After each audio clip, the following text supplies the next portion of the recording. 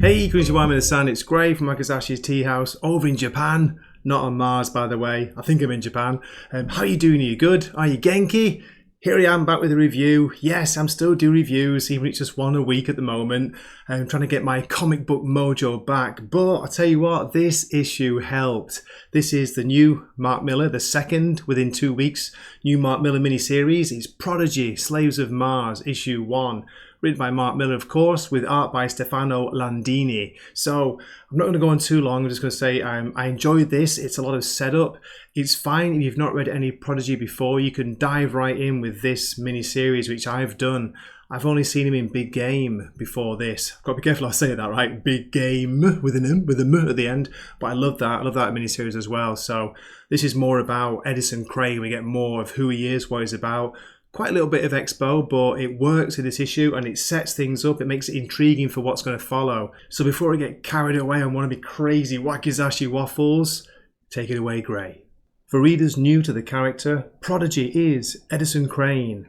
This is how he's described from the first series. Not content being the world's smartest man and most successful businessman, his brilliant mind needs to be constantly challenged. Edison is a Nobel Prize-winning scientist, a genius composer, an Olympic athlete, an expert in the occult, and now international governments are calling on him to fix problems they just can't handle. There have been 2 collected editions, Prodigy Volume 1, The Evil Earth, and Prodigy Volume 2, The Icarus Society. The first Prodigy series came out in 2018-2019 and was a 6-issue mini.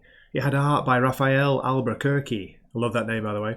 The second mini came out in 2022 and it was called Prodigy the Icarus Society. This one had art by Matteo Buffagni, I think. Buffagni? So this week we get the release of Prodigy Slaves of Mars issue 1. The story opens 20 years in the past. We are with Senator Whitney Crane in East Africa.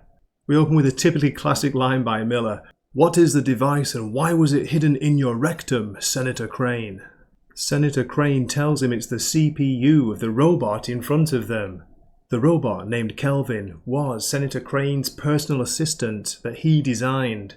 The guards make fun of the robot, but they realise it's probably got monetary worth. They ask Senator Crane if it works as a cell phone too. You can see they're laughing, they're not taking it seriously. Of course, it turns out the robot is much more than just a cell phone. Basically, he's alerted my son to come and take you out. I guess he'll be here any minute. That's the first introduction we get to Edison Crane's son, but is it the son we're thinking about? The next minute there's a huge explosion, well a huge sound anyway. We see the guards go flying through the air. I love these 2 panels here. Caught with your pants down, mate. Boom! Then in the trees we see what turns out to be a young Edison Crane. Edison, what in God's name are you doing here? You're supposed to be in school. He took them out with a sonic blaster he'd made himself. He also just happened to have designed this flying car, which had got him there so fast. Now, the question is with this story, how do you build up stakes when you've got somebody who's, almost like a perfect character, a boy genius, who can build anything, who can make anything, very smart, also very athletic, powerful, can fight. Well, that's it. This is what you find out in this issue. You see how Mark Millar brings in stakes, and it's very interesting the way he does it, which is followed by a very intriguing line by Senator Crane here. He's talking about the robot. Kelvin thinks you should have left this to your older, smarter brother.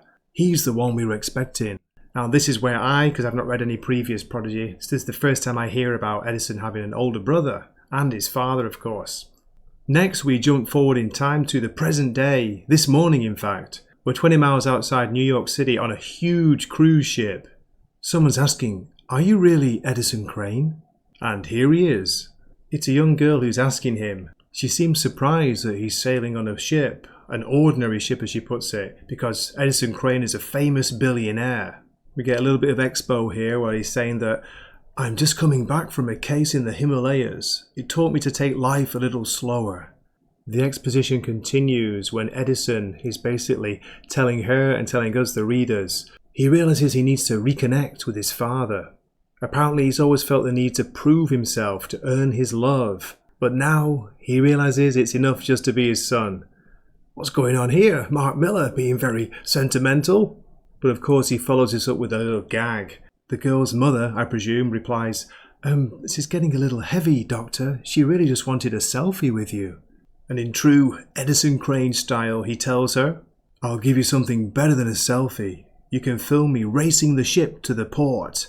And then he just dives off the side of the cruise ship into the sea like, I don't know, James Bond. Okay, I'll skip ahead a little bit here. We see Edison Crane walking into his building, his offices. He gets to reception and his entry card doesn't work. I'm not really sure how to say this, Doctor, but you don't have clearance to get in anymore. It sounds like he's been away for a while. Edison asks on whose authority. And of course the order came directly from the board. You were gone so long they didn't think you were coming back. It reminds me a bit of the classic scene in Batman Begins where Christian Bale as Bruce Wayne walks into his offices and it's Rutger Hauer who's like, Bruce, you're supposed to be dead. Sorry to disappoint. Edison jumps the barrier and makes his way upstairs to the main offices. What the hell is going on, Randall? We're told the board has had enough of his erratic behaviour. The decision was unanimous. He's no longer welcome at Crane Solutions. Then he's called out of the office by, I guess, his old secretary who says, something else happened while you're away. It's about your father. Now, I'm not going to spoil what's happened to Edison's father here, but I've got to say, it's, again, it's very intriguing what we get told, what we get shown. It's setting up things for future issues. Back at his apartment now, and Edison is interrupted by a strange voice. Like father, like son, Dr. Crane. Excuse me, who the hell are you? And this is where the stakes really start to kick in. The strange mustachioed man reveals himself as Froth Schroeder. He's the man behind all the bad things happening lately. He tells Edison Crane that he's draining his bank accounts right now. He'll have nothing left before long. Not even his luxury penthouse apartment. What? Says Crane. The demolition begins in 10 seconds. Now there are still quite a few pages to go, but I'm going to leave it on this cliffhanger here because it just goes crazy from here, and it also ends on a great cliffhanger setting up next issue. As usual, Mark Millar leaves me wanting to read the next issue straight away. Alright, back again. I really hope you enjoyed that look inside the book. I enjoyed the story very much. I'm going to give this as a score 8 out of 10. Okay, looking forward to issue 2, as I said at the end of the review. So I hope you enjoyed it. Do drop a comment. Let me know what you thought. Are you going to buy this? Have you even heard of it? That's the question. I hope you can get a physical copy if you do. Okay, this has been Gray from Wakizashi's Teahouse, signing off for a hot Thursday afternoon in Japan. Matane.